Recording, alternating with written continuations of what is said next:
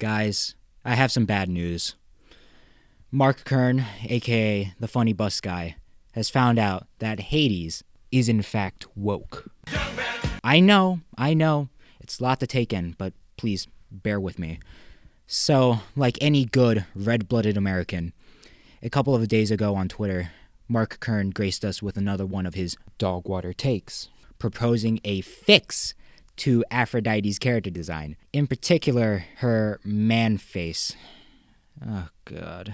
So what did the artist change? Well, they removed her cheekbones because, obviously, women don't have cheekbones. In fact, women just don't have bones. They're just walking slabs of meat. So thanks, Mark. Really appreciate the biological insight.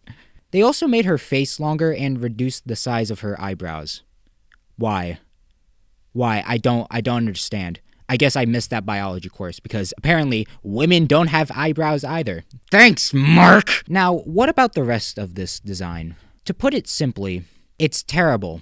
But before I take a nice fat dump on this improved design, I want to talk about the original and how that's actually good. Now, what I like about this design is that it's more faithful to ancient Greek depictions of Aphrodite. In a lot of Greek interpretations of Aphrodite, she is no Eve from Stellar Blade. She is a curvier woman with full thighs, a soft tummy, and rounded arms and shoulders. Hades' depiction of Aphrodite is a great representation of these features. The new one doesn't feel like Aphrodite. It feels more like an incel's idea of Aphrodite. The artist just shrunk everything from her arms to her waist, making it feel less and less like Aphrodite to me. It feels uninspired and incredibly lazy. The artist that Mark is spotlighting here couldn't even be bothered to draw their own version of Aphrodite, but rather take the art of talented individuals and lazily Photoshop it.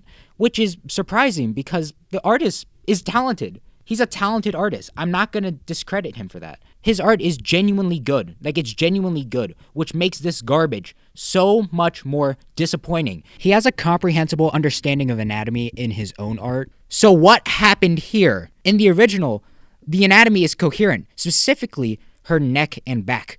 It's a very smooth, continuous line. It makes sense. In the new one, I don't know what's happening here. She either has a massive bump on her back or her spine is escaping her body. What's happening here? But Mark Kern, he doesn't care about any of that because he hates art. He hates different depictions of different body types and probably isn't the biggest fan of women in general.